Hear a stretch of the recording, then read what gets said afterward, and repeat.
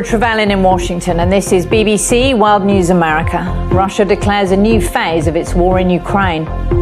Moscow's offensive is targeting the east, as Russia urges those defending Mariupol to lay down their arms. We report from a village that's bracing for the worst. They're doing their best, but this is going to be a difficult, protracted war. Young lives are lost in this war to the agony of parents. More than 200 children have been killed since the invasion began. Britain's Prime Minister apologises again as he faces UK lawmakers for the first time since he was fined over breaking COVID rules. And the actor Johnny Depp takes the stand in his defamation case against his former wife.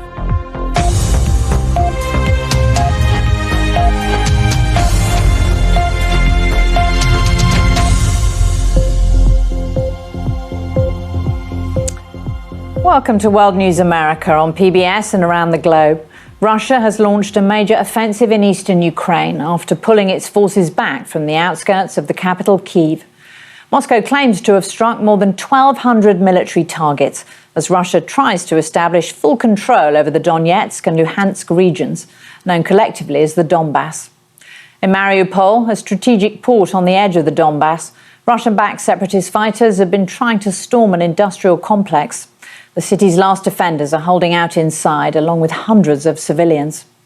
Our correspondent, Catherine Biruhanga, sent this report from a village close to the eastern front line. Well, the United States has agreed to send $2.6 billion worth of military aid to Ukraine since Russia invaded. And the Pentagon says US forces will train Ukrainian troops on how to use new artillery systems. Joining us now for more is Seth Moulton, a Democratic congressman from Massachusetts, who's also a US Marine Corps veteran. Welcome back to the programme, Congressman. And President Biden said today that the US will send more artillery to Ukraine as this crucial new phase of the war unfolds. Is the US doing all it can, do you think, on the military front? Congressman Seth Moulton, thanks so much for being with us. Okay, thank you. Well, Russia's invasion of Ukraine has had a devastating impact on the country's children. More than 200 have been killed since the conflict began. And the United Nations says 2/3 of all children in the country have been forced to leave their homes because of the fighting. Yogita Limai has been talking to families whose lives have been turned upside down. And a warning, her report contains some upsetting images. Well, inside Ukraine, the war is being fought with guns and missiles, but there's another kind of weapon lurking in the shadows: cyber attacks. The Ukrainian government says it narrowly averted a Russian hack of the country's power grid. And now the Biden administration is warning that Moscow could launch cyber attacks on American companies and institutions too. Joining us now is Chris Krebs, who was the director of the US Cybersecurity and Infrastructure Security Agency. Welcome to the program, Chris. Thanks for having me on. So do you feel that the possibility of a Russian cyber attack on the US is increasing the longer the conflict in Ukraine goes on? Chris Krebs, thanks so much for being with us. Thank you. Well, Britain's Prime Minister Boris Johnson has faced lawmakers for the first time since he was fined over breaking COVID rules. He once again apologised, but insisted he'd never misled Parliament and said he wouldn't resign. The apology wasn't enough for one former minister who said he'd lost confidence in Mr Johnson. Here's our deputy political editor, Vicky Young. Vicky Young reporting there. In other news now from around the world, more than 70 Palestinians have been injured in clashes with police near the occupied West Bank village of Burqa.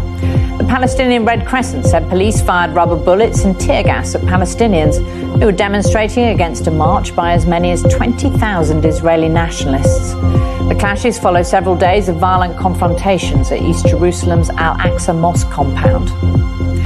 Nearly 4,000 homes have been destroyed and twice as many damaged in the Durban area after a week of rain and mudslides in South Africa. On Monday, the president declared a national state of disaster, and now the rains have stopped, the full extent of the damage can be seen.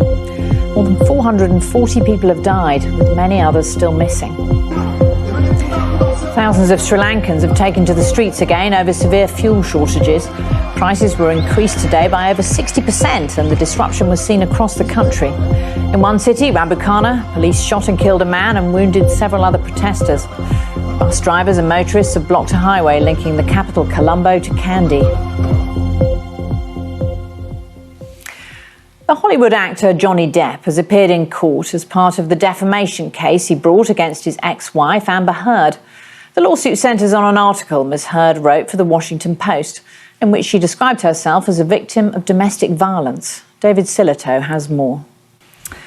And you can find more on all the day's news at our website, and do check us out on Twitter. I'm Laura Trevelyan. Thank you so much for watching BBC World News America. Have a great night.